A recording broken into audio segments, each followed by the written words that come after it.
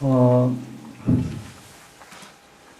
먼저 죄송하게 생각하는 것은 이 원고를 좀 잘 써서 완성을 해가지고서 유인물로 좀 드렸어야 되는데 그러지 못한 거를 죄송하게 생각합니다.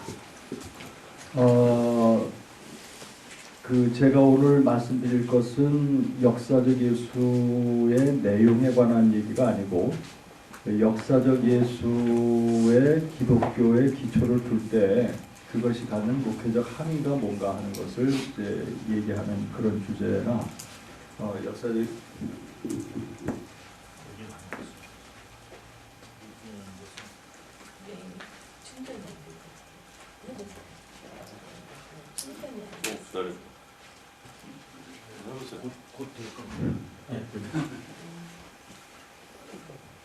그래서 제 말씀드리는 거에서는 역사적 예수 자체에 대한 어떤 내용을 말씀드리지는 않게 될 것 같습니다.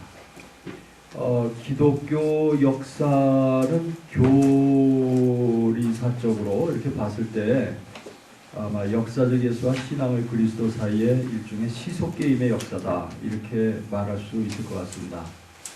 크게 보면은 예수 사후에 니케아 회의가 있었던 325년까지는 한 인간이었던 예수가 신이 되어가는 과정이었다고 한다면 니케아 회의 이후 현재까지는 이 역사적 예수와 신앙의 그리스도 사이에서 끊임없이 시속게임이 반복되는 그런 역사가 아니었나 이렇게 생각이 됩니다. 우선 큰 틀에서 먼저 좀 말씀을 드린다면 기독교의 기초를 역사적 예수에다가 놓을 때와 신앙의 그리스도에 놓을 때의 그 차이 그것을 먼저 좀 말씀을 드리고서 얘기를 시작하려고 합니다.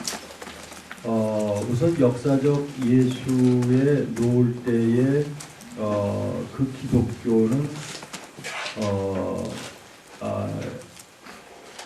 이 표현이 뭐 적절할지 모르겠습니다만 참 사람됨의 길, 어떻게 사는 게 정말 사람답게 사는 길인가 하는 이 문제에 있어서 참 사람됨의 길을 가르치기도 했고 또 앞서서 스스로 그 길을 걸어갔던 그 예수의 길을 따라 예수와 같은 길을 가는 것, 이것이 기독교가 될 거고, 신앙의 그리스도의 기초를 놓을 경우에는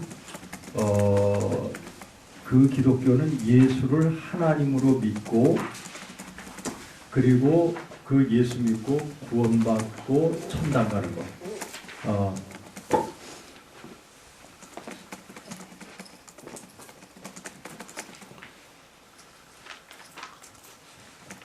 제가 시계를 좀 보면서 하겠습니다. 그러니까 이 두 개, 어디에다 기독교의 기초를 놓느냐에 따라서 기독교의 양상은 판이하게 달라질 수 있다는 거죠. 그런데 지금 이제 우리가 이 예수 목회 세미나를 하는 것은 역사적 예수에다가 기독교의 기초를 놓으려고 우리는 지금 그런 시도를 하고 있는 건데 왜 우리는 그렇게 하려고 하고 있는가? 두 가지로 대답할 수 있을 것 같아요. 하나는 그것이 본래 예수가 의도했던 거고, 그러니까 예수가 초기에 그 제자들과의 그 공동체에서 예수가 하려고 했던 것을 비껴서 이제 우리 소장님이 자주 얘기하는 것처럼 교회가 혹은 기독교가 예수를 배반했고 어떤 면에서 예수를 팽식했는데 본래 예수가 의도했던 대로 예수 말처럼 나를 믿는 사람은 각각 자기 십자가를 지고 나를 따르라고 했던, 그러니까 예수가 앞서간 그 길을 따라서 같은 길을 가자고 초대했던 그 예수의 본래 의도에 충실한 기독교가 될 수 있는 것일 거고, 그리고 또 다른 면에서는 그것이 꼭 예수가 의도한 것이 아니라 하더라도 그게 종교가 가야 할 보다 바람직한 길이 아니냐 하는 것이 역사적 예수의 기독교의 기초를 놓으려고 하는 이유가 아닐까. 우선 역사적 예수에서 이 역사적 예수가 하나님이 되기까지의 그 과정을 잠깐 말씀을 드리면, 이거는 뭐 대개 다 알고 계시는 겁니다만은, 초기의 예수는 하나님으로 태어난 게 아니고 갈릴리의 촌부로 태어난 거죠. 아마도 장인 계급으로 태어나서 목수 일을 했던 그 아버지를 따라서 그 같은 길을 갔던 그런 촌부로서 초기에 예수가 처음 30살 즈음에 등장했을 때는 예수는 완전한 무명인사였던 거죠. He was nobody. 진짜 아무 아는 사람도 없었고, 그래서 예수가 처음 나타났을 때 저 사람 어디 출신이야? 그랬더니 해남 출신이야 한 것처럼, 요즘 해남은 뭐 굉장히 좋은 명소가 됐습니다만은 이 갈릴리 출신이라고 했을 때 사람들 첫 반응이 갈릴리에서 무슨 선한 것이 나오겠냐라고 얘기했던 것처럼, 갈릴리는 이건 알려지지 않은 도시고, 그리고 어떤 면에서는 이 북방의 그 접경지대에 그 이스라엘의 어떤 그 정체성이 모호한 그런 지역에 사는 그런 사람들로서 유대인들 사회에서는 인정받지 못하는 그런 지역 출신으로 정말 무명인사였던 것이 지난 2000년의 세월을 지나면서 이 나사렛이라고 하는 이름은 세계에서 가장 잘 알려진 그런 이름이 됐고, 또 예수를 이야기할 적에는 이 예수 앞에 마치 호처럼 나사렛 예수 이렇게 이름을 붙일 만큼 나사렛은 이제 그 후로 유명하게 됐죠. 그리고 예수가 살아있는 동안의 예수의 이미지는 성서에 보면은 예언자 혹은 랍비로 그렇게 이해가 되었던 것이 이제 성서를 통해서 볼 수가 있는데, 제가 시간 관계상 이 얘기 다 아신 얘기니까 그냥 넘어가고요. 살아있는 동안은 아마 예언자 랍비로 이해가 됐었던 것 같은데, 예수가 십자가에 처형된 이후 아마 살아있는 동안에 그런 암시를 주는 성서의 본문이 있지만 학자들은 그거는 거의 믿지가 않는 것 같아요. 그러니까 예수가 죽고 난 이후에 부활의 경험, 이 부활의 경험이 뭘 의미하냐는 것을 제가 여기서 논하지 않겠습니다만, 어쨌든 그 부활의 경험이 있었던 이후에 예수에 대한 사람들의 이미지는 유대인들이 기다려왔던 그 메시아가 바로 이분이 아니냐 하는 그런 예수를 메시아로 이해하는 그런 분위기가 생기기 시작하면서, 예수 사후에 예수는 메시아, 그리고 메시아의 그리스어 번역어인 그리스도, 그래서 예수는 그리스도다, 예수는 메시아다 하는 것으로 이해가 예수 사후에 변형이 되었고, 성서에 보면 이 메시아라고 하는 말하고 그러니까 그리스도라는 말하고 하나님의 아들이라고 하는 말이 거의 동의어처럼 이렇게 교체해서 사용되는 것을 우리가 볼 수 있는데, 아마도 유대인 사회에서는 메시아라는 말이 보다 이해가 될 수 있는 표현으로, 그리고 이 그리스 로마 지역에서는 하나님의 아들이라고 하는 말이 좀 더 사람들에게 이해될 수 있는 말로 예수가 호칭이 된 게 아닌가. 주로 공간복음서가 이제 그 예수를 메시아로 이해하는 단계, 하나님의 아들로 이해하는 단계까지가 공간복음서에서 보여주고, 그리고 이제 2세기 초반에 요한복음서에 넘어오면서 예수의 위상이 하나님의 아들에서 하나님의 외아들로 한 단계 업그레이드되는, 그러니까 하나님의 아들이 여럿일 수가 있는 거죠. 그런데 이제 아들이 여럿이다 보면은 예수의 위치, 차별성이라고 하는 게 두드러지지 않는데, 하나님의 외아들로 예수로 호칭하는 것은 예수의 차별성을 좀 더 강화하는 그런 호칭으로 요한복음에서 등장된 게 아닌가. 문제는 이제 여기까지만 왔었으면 괜찮은데, 우리가 아는 것처럼 4세기 초반에 이집트 북단에 알렉산드리아 항구가 있는 그 주교 항구에서 예수의 지위를 놓고 논쟁이 있었죠. 그것이 당시에 콘스탄티누스가 사두 체제로 되어 있던 로마를 하나로다가 통일시키면서 하나의 제국의 하나의 종교, 그리고 그 하나의 종교의 하나의 교리로다가 그것을 통일시키겠다고 하는 그런 의지가 니케아 회의에 이제 황제가 개입하게 되는 그런 결과를 갖고 오게 되는데 이 과정을 통해서 예수가 하나님으로 격상을 하게 되죠. 그런데 제가 오늘 얘기하는 것은 지금 이 니케아 회의에서 무슨 일이 있었는가 하는 것이 제 주 관심 중에 하나입니다. 이것이 결국은 예수를 하나님으로 높였던 이 니케아 회의의 때에 무슨 일이 있고 무슨 생각으로 그런 일이 있었는가를 하는 것을 아는 것은 우리가 다시 역사적 예수에게로 돌아가야 될 때에 우리가 생각해야 할 점이 다 여기에 그 근거가 있지 않나 하는 생각을 해봅니다. 그 교회사가들의 얘기를 종합해서 말씀을 드리면은 콘스탄티누스가 로마 제국을 아우구스투스와 시저 이렇게 동서 로마 제국의 그 아우구스투스 황제 그리고 그 양아들격인 제2인자로서 시저 이렇게 4대 체제로 되어 있던 것을 하나로 통일한 이후에 그 로마를 정신적으로 서포트할 종교로 기독교를 취택을 했고 그래서 기독교를 이제 공인을 했고 그 다음에 이 기독교를 하나의 통일된 종교로 만드는 것을 통해서 이 통일된 제국의 정신적 지지 기반으로 이렇게 삼으려고 하는 그 과정에서 이 알렉산드리아에서 그런 교리적 논쟁이 있다고 하는 것을 보고 당시의 궁정사제였던 호시우스에게 이 문제를 풀도록 그렇게 이제 지시를 했고 그것이 처음에 지금 터키 땅의 앙키라의 니케아 회의는 아니고 앙키라 회의를 처음에 이제 소집을 했는데 앙키라에다가 회의를 소집을 해서 주교들이 이제 거기 회의를 참석하러 오는 그 사이에 이 호시우스가 로마 그러니까 콘스탄티누스 황제에게 당시에 알렉산더 주교가 가지고 있던 입장, 예수는 하나님과 동일한 지위를 갖는 것으로 이렇게 주장하려는 이 알렉산더를 지원해서 그 방향으로 이것을 결정하도록 하기 위해서 콘스탄티누스를 꼬드겼다고 그래요. 근데 그때에 이 호시우스가 했던 이야기가 이거는 이제 그럴마이어라고 하는 교회사가가 나름대로 이제 연구한 얘기를 제가 전달해 드리는 건데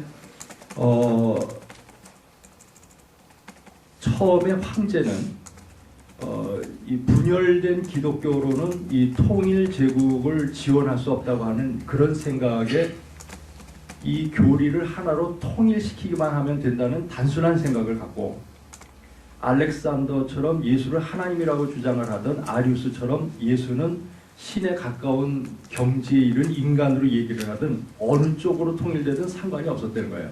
그런데 호시우스가 이 이야기에 이 논쟁에 콘스탄티누스를 끌어들이기 위해서 이런 주장을 했다고 그래요. 이 우주 안에는 두 주님이 계시다. 한쪽에는 종교계의 주님이신 예수가 계시고 다른 한쪽에는 정치계의 주님이신 황제가 계신데 이게 하나님에게서 나온 두 주님인데 그런데 지금 한쪽의 주님이 그 지위가 사람들 중에서 보다 뛰어난 인간인지 아니면 본래 하나님과 동일한 지위를 가진 분인지 그 나중에는 동일 본질 호모우시우스로 이제 정리가 됐지만은 예수가 본래 하나님과 같은 지위를 갖는 분인지 아니면 인간 중에 뛰어난 분인지 하는 지금 이 논쟁을 하고 있다. 그런데 이 논쟁에서 어떤 결론이 나느냐에 따라서 결과적으로는 다른 한쪽의 주님의 지위가 신적인 지위가 영향을 받게 되는데 이것이 당신과 무관하다고 보는가. 근데 이 이야기가 콘스탄티누스를 움직여가지고 당시에 앙키라를 향해서 이미 주교들이 떠났답니다. 다 떠나가지고 가고 있는 와중에 이 황제가 장소를 앙키라에서 자신의 별장인 흑해 연안의 니케아로다가 장소를 옮기고 그리고 이미 떠난 사람들을 이렇게 뭐라 그럽니까 이 사람들을 보내가지고 쫓아가가지고 다시 니케아로다가 오도록 그렇게 해가지고 이미 떠났던 사람들을 잡아서 니케아로다가 오게 했고 그리고 그 회의의 의장을 콘스탄티누스 자신이 직접 맡고, 그리고 그 회의가 시작이 된 다음에 거기에 온 사람들이 초기에는 거의 대부분의 사람들은 아리우스 쪽의 생각을 갖고 있었답니다. 아무리 예수가 높아도 그렇지 예수를 하나님으로 주장하는 것은 하나님이 둘이 되는 것이고, 그래서 유일신론이 깨진다고 봤기 때문에 알렉산더의 주장에 대부분의 사람들이 동의하지 않았다는 거예요. 그런데 이 호시우스의 얘기를 듣고 이 황제가 니케아에다가 사람들을 다 갖다 집어넣어놓고 별장에 집어넣어놓고 그리고서 최고의 예우를 했대요. 얼마나 극진하게 했는지 거기에 참여했던 사람들이 마치 천국에 들어온 것 같은 느낌을 받았다고 그렇게 말할 만큼 그렇게 해놓고서는 300, 이게 이제 저도 이게 정확한지 모르겠는데 기록에 의하면 325년 5월 달에 들어갔는데, 우리가 연애를 하더라도 요즘은 1박 2일 혹은 2박 3일이면 다 끝나지 않습니까? 그런데 이것 자체 하나를 논의하기 위해서 모였는데 5월 달에 들어가서 8월 달까지인가 3개월간에 걸쳐서 한 사람도 못 나오게 거기다가 잡아놓고, 그리고 100%의 사람들이 예수는 하나님과 같다고 하는 그 니케아 신조에 동의를 할 때까지 못 나오게 붙잡아 놓고, 그리고서는 때로는 회유도 하고 때로는 공갈도 하고 협박도 하고 그렇게 하면서 최종적으로 예수가 하나님이라고 하는 거에 100% 서명을 한 연후에 니케아 신조를 채택을 하고 니케아가 끝났다는 거죠. 그래서 예수가 하나님이 된 것은 엄밀히 말하면 이거는 정치적인 사건이었다는 거예요. 그러니까 황제가 자신의 지위를 신적인 단계로 높이기 위한 하나의 방편으로 예수를 활용을 한 거죠. 그래서 예수를 신으로 높이게 되고, 그리고 그 회의는 끝나게 됐다.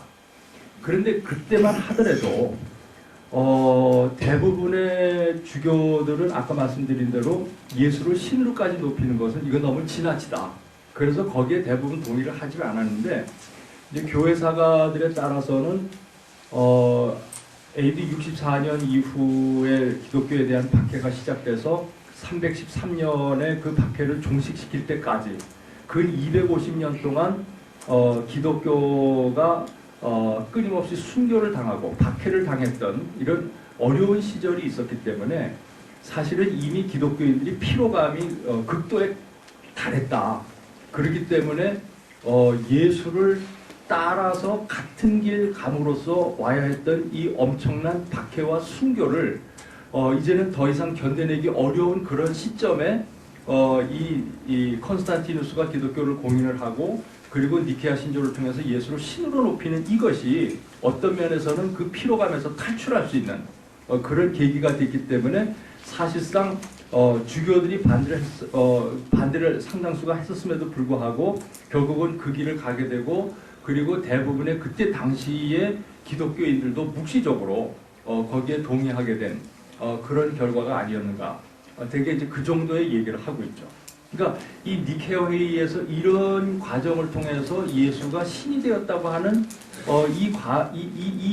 이 스토리가 신앙의 그리스도의 그런 어떤 핵을 이루게 되는데, 그러니까 예수가 그리스도라고 하는 말을 이제는 예수는 하나님이라고 하는 말이 되면서 그것이 기독교의 삼위일체 교리를 통해서 이제 완전히 정착이 되고, 그리고 그 이후의 기독교의 역사는 그것이 정통이 되고, 다시 거기에 반기를 들고 역사적 예수를 운운하는 사람들은 늘 그 시대의 마이너리티였고, 그리고 이단 시대고 하는 그런 과정들이 기독교 역사 속에서 끊임없이 반복된 게 아닌가. 우선 제가 여기까지 좀 말씀을 드리고요. 제가 이 이야기를 지금 말씀을 드린 이유는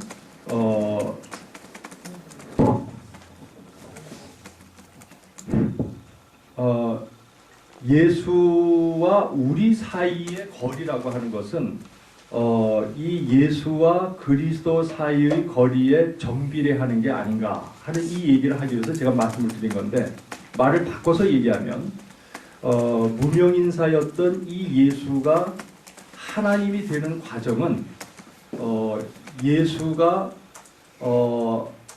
우리는 더 이상 따라갈 수 없는 언감생심, 그러니까 우리는 아무리 노력해도 절대 예수와 같은 길을 갈 수 없는 그런 어떤 신적인 존재로 예수는 우리로부터 멀어져 가게 됐다는 거죠.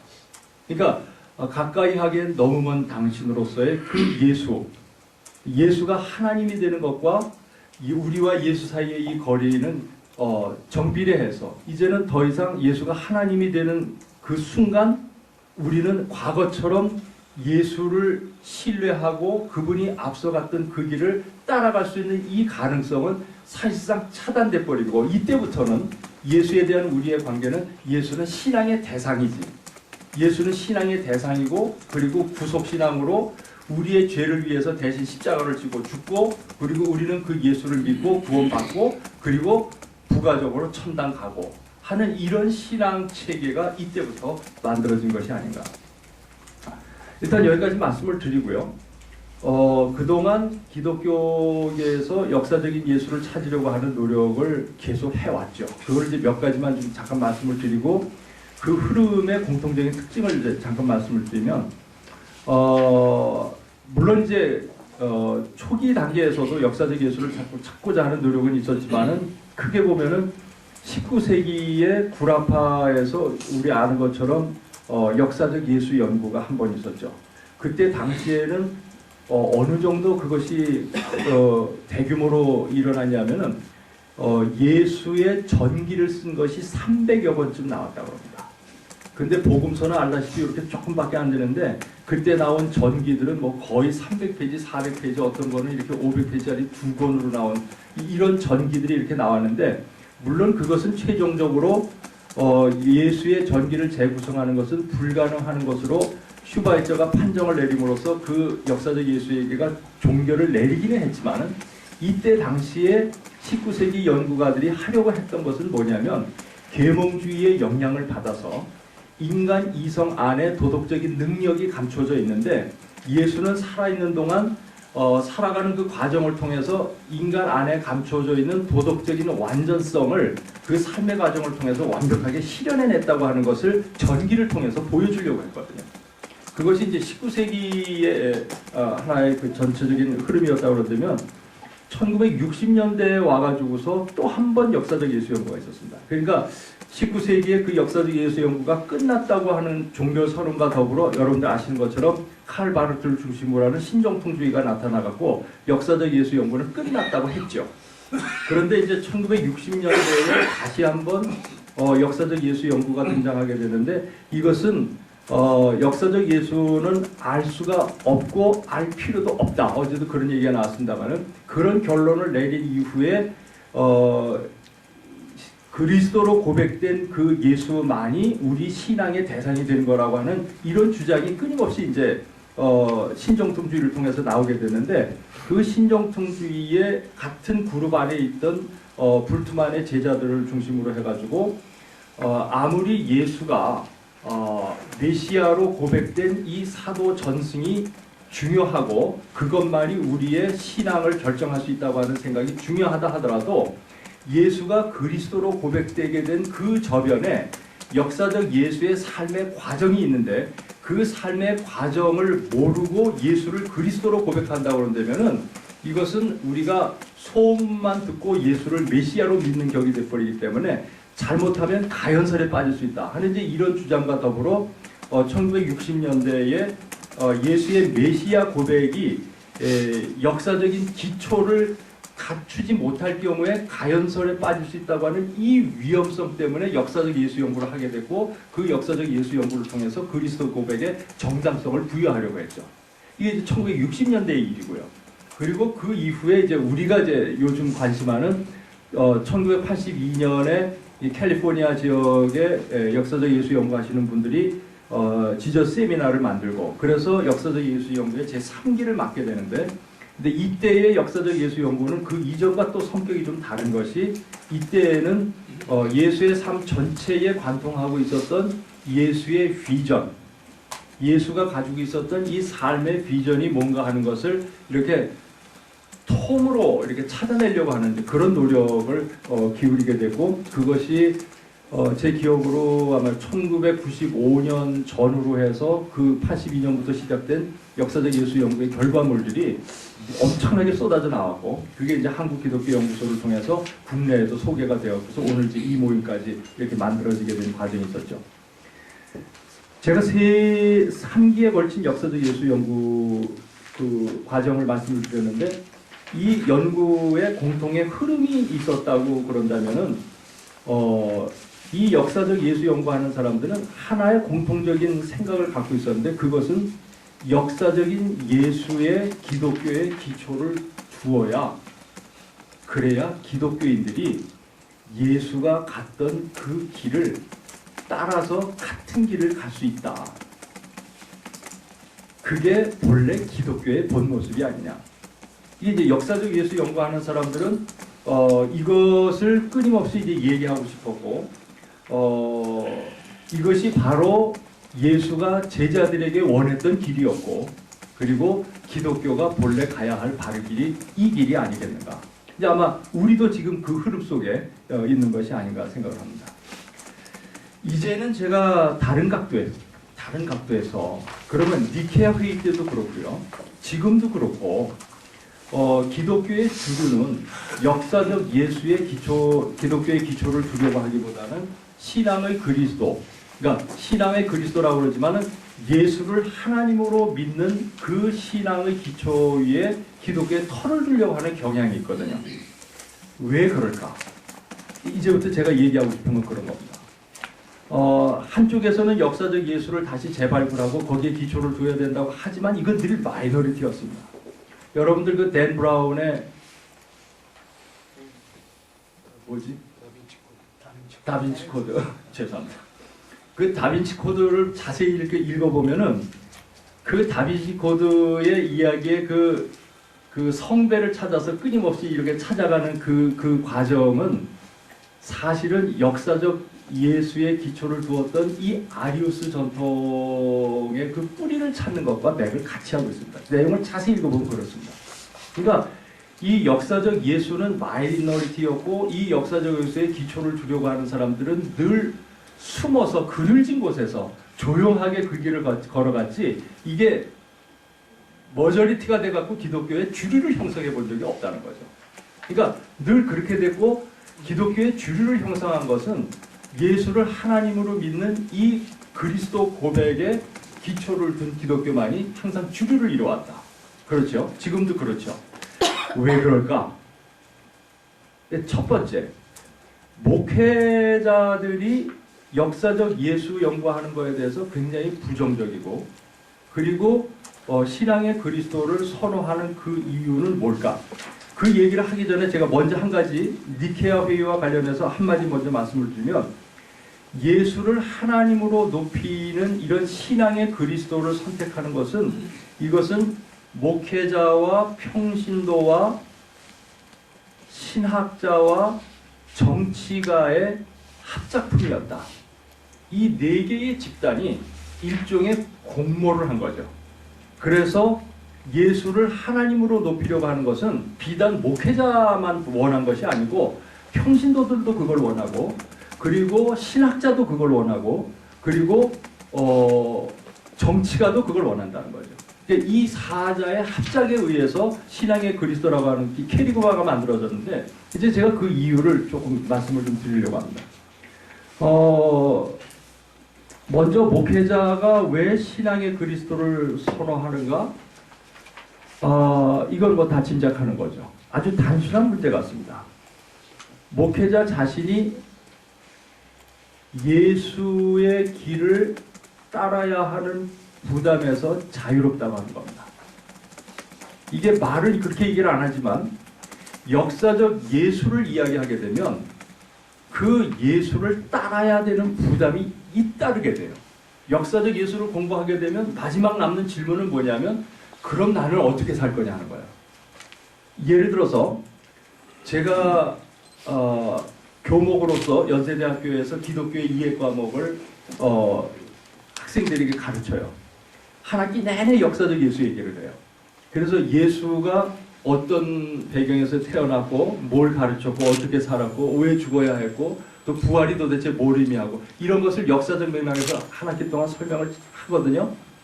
이 설명이 잘 됐을 경우에 늘 학생들이 그 던지는 질문은 뭐냐면 선생님은 어떻게 사세요? 그래서 그러니까 이게 아이들이 자기들을 부담스럽다는 얘기예요. 선생님 역사적 예수 얘기를 했는데 얘기를 듣고 나니까 그 인생 참 잘 살을 인생인데 우리 보고 그렇게 살라는 얘기인데 부담스럽다는 얘기를 그렇게 얘기를 하는 거예요. 선생님은 그렇게 사냐 이거예요. 그러니까 선생님이 못 살면 우리도 못 살 이유가 되는 거죠. 근데 역사적 예수를 연구하는 사람들의 가장 큰 부담은 역사적 예수의 기초를 두려고 하는 사람들의 가장 큰 부담은 궁극적으로 내가 그 역사적 예수가 앞서간 그 길을 나도 가야 된다고 하는 이 부담 앞에 서게 된다는 거죠. 그러니까 목회자 입장에서 사실은 뭐 이거를 명시적으로 얘기하는 사람은 없어요. 그러나 암암리에 안을 알고 있는 거죠. 역사적 예수 운운하면 예수가 각각 자기 십자가를 지고 나를 따라오라고 하는 이 얘기 앞에 딱 부딪히게 되는데 이건 싫은 거예요. 예수 믿고 구원받고 천당 가는 건 괜찮은데 나보고 예수가 한 그 길을 따라서 너도 같은 길을 가라고 지금 너를 초대하고 있다고 하는 이 말은 굉장히 부담스러운 거죠. 그러니까 이제 목회자 입장에서는 신앙의 그리스도가 더 좋은 이유는 예수의 길을 따라야 한다고 하는 이 부담에서 자유로울 수 있다고 하는 거. 그 다음에 두 번째는 신앙의 그리스도를 선포할 때 역사적 예수를 얘기할 때보다는 교인들이 잘 모인다는 거예요. 아주 단순한 거예요. 첫 번째는 개인적으로 목회자가 그 부담에서 자유로운 거예요. 그 다음에 두 번째는 이걸 가지고 설교를 해보면요. 저도 이제 뭐 조금씩 이렇게 목회를 약간씩 이렇게 했지만은 이 역사적 예수를 직접적으로 운운하지 않는다 하더라도 예수가 살아간 그 삶의 길을 놓고 얘기를 하면서 동시대에 우리도 같은 길을 가보자. 같은 길을 가는 것이 우리의 경우에는 어떤 것일까? 그리고서 우리의 문제로 이거를 끌고 들어와서 얘기를 하게 되면 첫 번째, 저가 부담스러워요. 너 어떻게 사냐고 대번 물어요. 그 다음에 그 얘기를 듣고 있는 청중들이 교인들이 부담스러워해요. 처음에 한두 번은 굉장히 신선하대요. 그래가지고 야 그래요. 그런데 그게 한 번 하고 두 번 하고 1년 하고 10년 하면은 그러면 나중에는 부담스러운 거예요. 제가 실례 한 가지를 말씀을 드리면 제가 이름을 대면 알만한 목회자들입니다. 예수는 누구인가 하는 그 책을 제가 처음 번역을 했을 때 97년인가 그래요. 그때 그 책을 처음 번역했을 적에 그 책이 나오자마자 일부 감리교 목회자들이 그 책을 읽고 참 좋다 그랬어요. 그래서 목회자들 한 20여 명이, 한 10대 명이 저를 초대했어요. 그래가지고 이 예수는 누구인가 하는 이 책의 내용을 중심으로 역사적 예수가 누구인지 우리한테 설명을 해주고 만약 역사적 예수의 기초를 두고 우리가 목회를 달리 한다고 할 경우 우리가 어떻게 하면 좋을지 제안을 좀 해달라. 그럼 우리가 듣겠다는 거예요. 참 그때 당시로서는 굉장히 고무적인 일이었습니다. 그래서 제가 그러면 내가 무슨 얘기를 하더라도 내 말 끊지 않고 끝까지 들을 수 있냐. 그랬더니 그렇게 하겠다고 그래가지고 일영이라고 하는 데로다가 들어갔어요. 그래서 아무도 없는데 방 하나 얻어놓고 그날 밤을 이제 같이 지새면서 그 얘기를 하게 됐죠.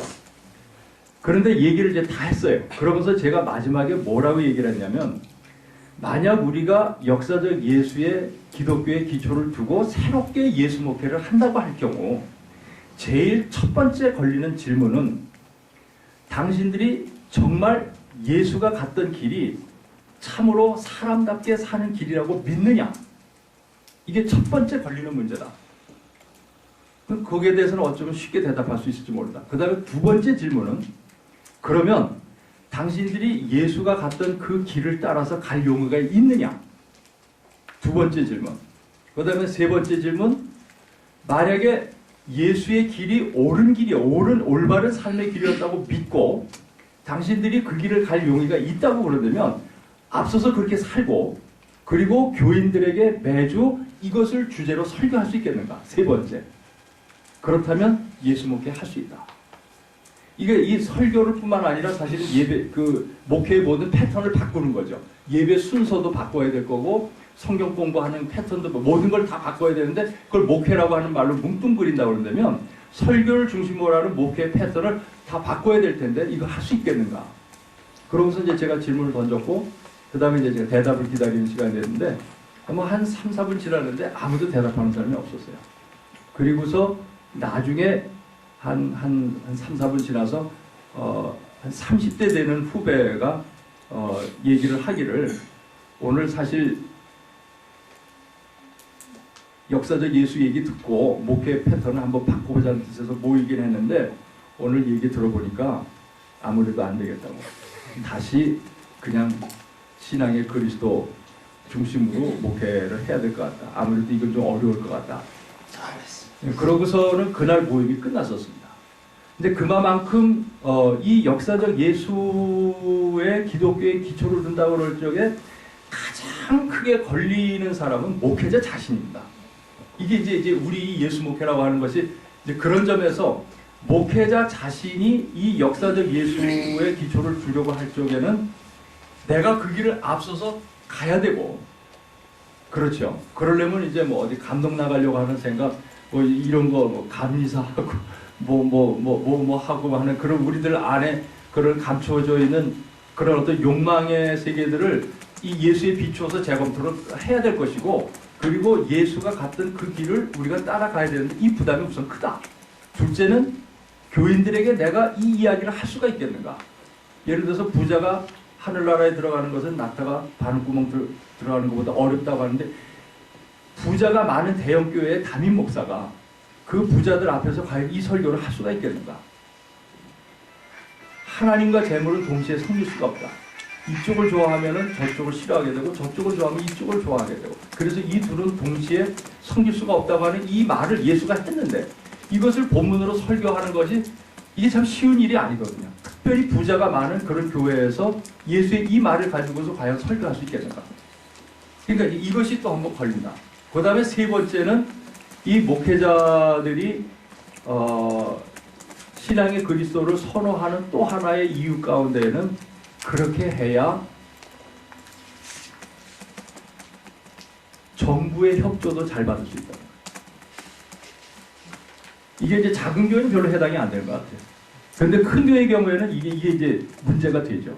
그래야 정부의 협조도 잘 받을 수가 있다.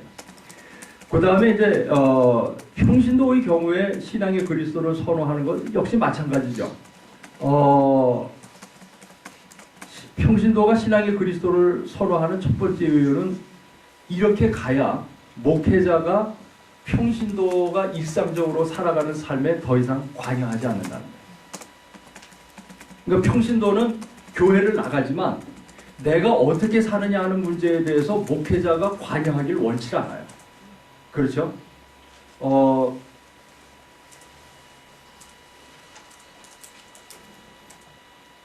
예 하나를 드릴게요. 미국에 제가 전도사로 있던 교회에 가니까 거기에 가자마자 들려준 얘기, 재밌는 얘기 하나가 있어요. 장로님 계셨어요. 세탁소 2개를 갖고 있었어요. 하나는 잘 되고 하나는 미진한 거예요. 그래서 그런 상태에 있었는데 한국에서 전화가 왔어요. 고향 후배가 내가 미국에 이민을 가고 싶은데 나를 도와달라. 정착하는 과정에서 잘 좀 도와달라. 그랬더니 마음 놓고 오라 그랬어요. 내가 세탁소 2개가 있는데 네가 이민 오면 큰 거 내가 하는 거냐 하고 작은 거 조그만 거 하나는 50만 불, 하나는 5만 불 정도 가치가 있는 건데 조그만 거는 네가 하나 와서 해라. 아스트리아에게. 그래서 이제 그 말을 믿고 그 집사님이 장로님 말을 믿고 미국 이민을 갔대요. 그래가지고서 그걸 맡겼대. 그러면서 이제 이 장로님 하는 말이 이 세탁소가 지금 5만 불 정도 하는데 네가 이 세탁소를 가지고 열심히 일을 해라. 그래서 이놈을 잘 키워라. 그래서 이놈이 커지면 나중에 네가 지금 현시가에는 5만 불만 나한테 줘라. 그리고 이 세탁소도 네 해라. 그러니까 이분이 그 얘기를 믿고 열심히 했대요. 그러니까 뭐 일찍 나와가지고 밤늦게까지 하고 깨끗이 청소하고 신용 철저하게 지키고 결국 이 세탁소가 커졌대요. 그러니까 가치가 많이 커진 거죠. 그랬더니 어느 날 이 장로님이 부르더래요. 이제 정리하자. 그러니까 이제 이 양반도 세탁소가 커지고 그랬으니까 빨리 정리를 하고 싶어서 이제 정리하자고 만난 거예요. 그랬더니 이 세탁소를 내준 분이 그러더래요. 네가 이 세탁소를 통해서 그동안 밥도 빌어 먹었고 애들 교육도 시켰고 그리고 생활 정착도 듣고 그랬으니 이제 이 세탁소를 다시 나한테 넘겨주든지 아니면 이 세탁소의 현재 시가대로 쳐서 나한테 돈으로 주든지 둘 중에 하나라 그랬다는 거예요. 그러니까 이제 이 사람으로서는 억울한 거죠. 이 세탁소가 저절로 컸나요? 자기가 피 땀 흘려서 키운 세탁소니까 그렇게 못하겠다는 거죠. 그러니까는 그 두 사람 사이에 그 싸움이 벌어지기 시작했고 그것 때문에 교인들이 둘로 갈라졌대요. 그래서 이 장로님하고 같은 세대 사람들이 같은 편이 되고 이 집사님하고 젊은 사람들이 같은 편이 돼갖고 이쪽에서 모이면 이쪽이 안 가고 이쪽에서 모이면 이쪽이 안 가고 교인이 둘로 갈라졌대요. 담임 목사님이 개입을 했어요. 이 얘기를 들어보니까는 장로님이 잘못했거든. 그래서 장로님한테 그랬대요. 이분이 인천서부터 같은 교회에서 생활을 하다가 미국까지 따라간 분이라 얘기하기가 편하니까 내가 들으니 장로님이 잘못한 것 같은데 처음에 약속한 대로 5만 불 받고 세탁소 넘겨주는 걸로 정리를 하되 5만 불만 받기 좀 억울하니까 내가 저 집사한테 잘 얘기를 해서 더 충분히 살해하도록 그렇게 할 테니 그렇게 해서 끝냅시다. 그랬대요. 그랬더니 이 장로님이 그 얘기를 듣고 목사님한테 굉장히 멋진 말을 했어요. 이분이 그때 했던 말이 목사님은 목회나 잘하세요.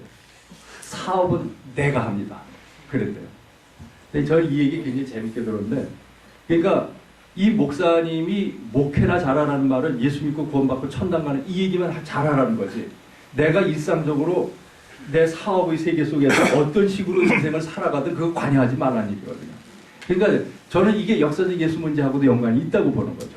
그러니까 평신도 입장에서는 목회자가 신앙의 그리스도에 초점을 두고 목회를 해나가게 되면은 이 목회자는 내 삶에 대해서 더 이상 관여하지 않는 거예요. 그리고 내 입장에서도 얘기를 하면 예수 믿고 구원받고 천당 가고 삶은 내 마음대로 살 수가 있는 거죠. 그러니까 예수 믿고 구원받고 천당 가는 것과 내가 사는 것은 완전히 별개가 돼버리는 그런 면에서 평신도 입장에서는 굉장히 편하다는 거예요. 실질적으로. 그리고 이제 정치가 입장에서는 신앙의 그리스도를 선호하는 건 뭐 말할 것도 없죠. 아마 김경호 목사님이 이런 건 더 절감하겠습니다만은 사실 정부 입장에서는 역사적 예수를 따르는 민중신학이나 해방신학은 싫은 거예요. 왜? 예수를 따라서 가는데 이 예수가 정치에 대해서 거스르는 삶을 살았기 때문에 그 예수를 따라서 가는 그런 목회자나 기독교 그룹은 정치에 대해서 반기를 들 가능성이 있거든요. 그러니까 그것보다는 예수 믿고 구원받고 천당 가는 이 기독교가 훨씬 통제가 쉬운 거예요. 그러면 이 사람들 그거 할 때 여의도에서 집회할 때 경찰 풀어갖고 서포트 잘해주고 그러면 그냥 그것으로서 끝나고 더 이상 정부에 대해서 일체 언급을 안 하니까 정부가 뭘 하든 기독교는 거기에 대해서 일체 말하지 않는 그런 기독교. 그게 좋은 거죠. 그게 예수를 하나님으로 높이는 이 신앙의 그리스도가 훨씬 그런 면에서 통제하기가 쉽다. 신학자 경우도 잠깐 말씀드리면 신학자 어제 잠깐 얘기했지만 신학자들은 이것을 정당화해주는 역할을 해줘요. 그래서 신학자가 했던 건 세 가지입니다. 역사적 예수는 알 수 없다. 아무리 노력해도 알 수가 없다는 거예요. 물론 100% 알 수 없죠. 그 말 하나만 하는데 알 수 없다는 걸 자꾸 강조해요. 두 번째, 알 필요도 없다. 왜? 역사적 우리는 예수 믿고 구원 받았기 때문에 이미 예수 믿고 구원 받았는데 그 역사적 예수를 알아가지고 그 역사적 예수를 산다고 한들 그것이 우리 구원에 무슨 차이가 있냐는 거예요. 이렇게 야박하게 말하지는 않지만 이런 게 정서 속에 들어가 있는 거죠. 굳이 예수를 알 필요가 없는 거예요. 예수 믿고 구원 받았으면 그걸로 끝난 거지. 이 예수를 알아가지고 그 예수에 갔던 길을 우리가 더불어 같은 길을 간다? 이거는 어떤 면에서는 군더더기에 해당되는 거지. 그건 신앙의 중심이 아닌 거죠. 그 다음에 세 번째는 예수를 알려고 해서도 안 된다 하는 이런 것까지 가는데 그거는 역사적 예수를 알려고 하는 것은 마치 그 행함으로 구원받으려고 하는 율법 신앙에 해당되는 거기 때문에 역사적 예수를 알려고 하는 것은 해서도 안 된다는 거예요. 근데 이 말을 이렇게 야박하게 말하는 사람은 없지만은 그러나 신학 속에 이게 함축되어 있습니다. 이 정도만 그냥 제가 얘기하고 넘어가고요. 그래서 결국은 제가 이제 목회자, 평신도, 평신도, 신학자, 정치가 이 사자가 결국은 신앙의 그리스도라고 하는 것을 합작품으로 만들게 되는데 여기에 공통적인 특징은 뭐냐면 예수는 믿되 예수처럼 살지 않기. 이게 핵심이라는 거죠. 그러니까 이 길을 기독교도 지금까지 정통이라고 하는 주류 기독교는 이 길을 걸어왔고 정치가도 그것을 선호했고 서포트했고 이제 역사적 예수를 가지고 우리가 목회를 한다고 할 적에 우리가 갖는 그 목회적 함의에 대한 걸 아주 짧게 이미 다 어느 정도 얘기를 했기 때문에 간단히 말씀을 드리면 역사적 예수의 기초를 둘 때에 우리가 갖는 이 목회적 함이라고 하는 게 첫 번째는 뭐냐면 목회자는 역사적 예수의 전문가가 돼야 돼요. 이게 어쩔 수가 없습니다. 신학자에게 의존해서는 안 됩니다. 신학자는 역사적 예수는 알 수 없다고 자꾸 얘기를 하려고 그러고 그 조직신학자는 결국은 성서신학자들이 역사적 예수를 지금 연구해서 연구해놓은 이 연구 결과물들을 이제는 목회자가 전문가가 돼서 이거를 충분히 역사적 예수 연구 결과물들을 충분히 섭렵해야 돼요. 지금 제가 알기로 많은 분들이 지금 연구소에서 나온 책들 거의 다 읽었어요. 그리고 지금 예수학당을 통해서 매 학기 지금 이걸 공부하고 있는데 이런 과정들을 통해서 완전히 역사적 예수에 관한 한 전문가가 되셔야 돼요. 첫 번째. 두 번째, 이 목회적 함의 두 번째는 목회자가 그 길을 걸어가야 된다는 거예요. 이 얘기는 저도 하면서 부담스러워요. 그러니까 어디까지냐 하는 건데 그건 잠시 접어놓고 원론적인 것만 얘기를 하면 만약에 역사적 예수의 기초를 둔 목회를 한다고 할 경우에 이 역사적 예수의 목회적 함이라고 하는 것은 다른 거 없어요. 역사적 예수에 대해서 우리가 전문가가 돼야 돼요. 그래서 이 문제에 관한 어떤 누구도 우리를 따라올 수 없는 정도까지 목회자가 가야 되고 두 번째는 우리 스스로가 이 예수의 길을 가야 된다. 세 번째, 평신도에게 이 예수의 길을 말하고 그리고 함께 가자고 말해야 된다는 거예요. 세 번째 제가 얘기하고 싶은 거는 이미 얘기됐던 거지만 평신도에게 내가 먼저 앞서 가고 그리고 이 예수의 길이 이게 참 인생의 길이다. 이 예수를 우리가 믿고 신뢰하고 그리고 앞서간 예수를 따라서 우리 같이 이 길을 가자. 이 말을 할 수 있어야 될 거다. 이게 세 번째 제가 얘기하고 싶은 거고 이 경우에 우리로서 부담스러운 것은 우리 이병우 목사님 어제 이제 뭐 반농담식으로 이제 얘기를 한 건데 교인 숫자가 갑자기 커지기 좀 어렵죠. 물론 신앙의 그리스도의 기초를 둔다고 갑자기 대역교회가 되지는 않습니다. 그것도 기술이 있어야 되고 나름대로 카리스마가 있어야 됩니다. 그런데 더군다나 역사적 예수의 기초를 두고 우리가 목회를 한다고 할 경우에 이 경우에 교인이 갑자기 되는 것을 기대하기는 좀 어렵죠. 그러나 그렇다고 해가지고서 그 교회에 올 교인이 없다고 말하는 것도 저는 적절하지 않다고 봅니다.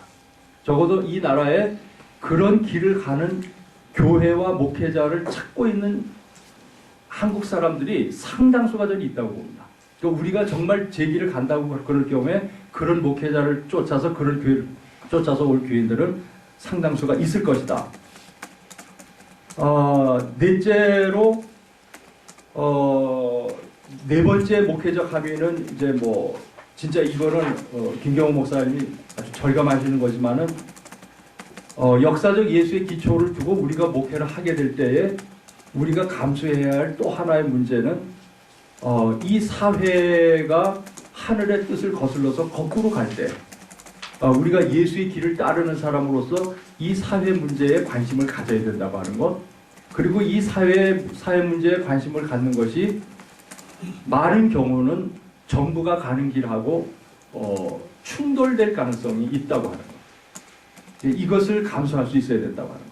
이게 또 하나의 목회자의 부담이 될 수 있는 측면이라고 생각이 되는 거죠. 그러니까 이것은 이제 니케아 경우를 보게 되면은 이미 니케아에서 콘스탄티누스가 예수를 신으로 높이는 이 과정에서 이런 기독교라야 정치가 종교를 쉽게 매니지할 수 있다가 쉽게 요리할 수 있다고 하는 이 생각을 가졌었는데 거꾸로 역사적 예수의 기독교가 다시 기초를 두려고 할 경우에는 황제와 다시 한번 맞붙는 일이 생길 수도 있다. 정치와 다시 이렇게 충돌할 수 있는 가능성이 있다고 하는 것. 그러니까 이 사회적인 문제에 관심하지 않을 수가 없고 그 관심하는 것은 이 정부나 정치가 가는 길과 충돌할 수 있는 가능성이 있다고 하는 것을 생각하지 않을 수가 없다.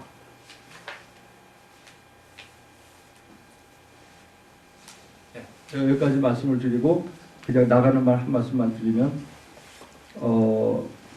저는 예수 목회자가 가야 할 피할 수 없는 바른 길이라고 저는 생각을 하고 있고 그런데 이 예수 목회가 지금 말씀드린 것처럼 부담스러울 수밖에 없는 목회고 그런데 그럼에도 불구하고 우리가 이 길을 가야 될 것인가 하는 것이 오늘 우리가 물어야 되는 큰 물음이 아닌가 그런 생각을 해봅니다.